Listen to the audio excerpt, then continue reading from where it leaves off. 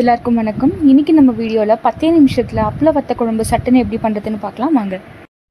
இதுக்கு இன்க்ரீடியன்ட்ஸ் நான் புளி திக்காக கரைச்சி வச்சுருக்கேன். அப்புறம் 6-7 உளுந்து அப்பளம் இருக்கு இல்லையா, அதை உடச்சி வச்சுருக்கேன் குட்டி குட்டியாக. அடுத்து தட்டைப்பயிறு வத்தல். தட்டைப்பயிரில் வத்தல் பண்ணி அதை பொரிச்சு வச்சுருக்கேன். இதை அடுத்த வீடியோவில் எப்படி பண்ணுறதுன்னு பார்க்கலாம். இது ரொம்ப மேண்டேட்ரிலாம் கிடையாதுங்க. இது சேர்த்தா டேஸ்ட் நல்லாயிருக்கும். இது இல்லாமையும் நீங்கள் வெறும் அப்பளம் வச்சும் பண்ணலாம். அடுத்தது கருவேப்பிலை எடுத்திருக்கேன். கொஞ்சமாக வெந்தயம் கொஞ்சமாக போட்டுக்கோங்க. அப்புறம் கடுகு, அப்புறம் பெருங்காயம், கட்டி பெருங்காயம் கூட யூஸ் பண்ணிக்கலாம், நல்ல வாசனை கொடுக்கும். அடுத்து ஒரு கடாயில் நல்லெண்ணெய் ஊற்றி வெந்தயம் போட்டு அதை கொஞ்சம் பொரிஞ்சதுக்கப்புறமா கடுகு போட்டு தாளிக்கணும்.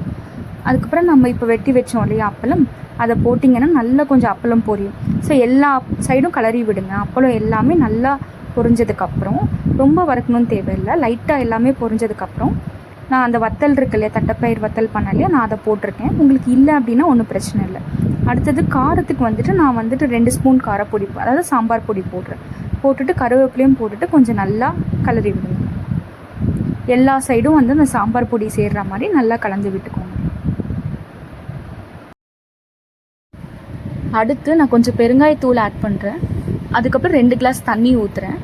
ஒரு நிமிஷம் கொதி வந்தால் போதும். அதாவது அந்த அப்பளம் கொஞ்சம் சாஃப்டான வந்தால் போதும்.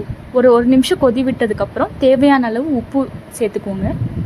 அதுக்கப்புறம் நீங்கள் கரைச்சி வச்சிங்க இல்லையா புளி, அது ஊற்றிக்கோங்க. புளி எப்பவுமே கொஞ்சம் திக்காக கரைச்சிக்கணும் இந்த மாதிரி வத்த குழம்புக்கு. அப்போ தான் நீங்கள் குழம்பு அந்த திக்கான கொஞ்சம் கன்சிஸ்டன்சி கிடைக்கும்.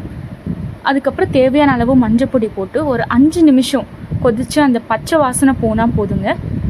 அப்பள குழம்பு ரெடி. இது ஒரு easy to go recipe. Daily sambar rasam செஞ்சு சாப்பிட்றதுக்கு பதிலாக இந்த மாதிரி இப்போ வீட்டுக்கு யாராவது வராங்கன்னா டக்குன்னு ஒரு 5 நிமிஷத்தில் சமைச்சிடலாம். தட்டைப்பயிர் ரெசிபி பற்றி நெக்ஸ்ட் வீடியோவில் நான் போடுறேன். மறக்காமல் ட்ரை பண்ணி பார்த்துட்டு கமெண்ட் பண்ணுங்கள். சேனலை ஃபாலோ பண்ணுங்கள்.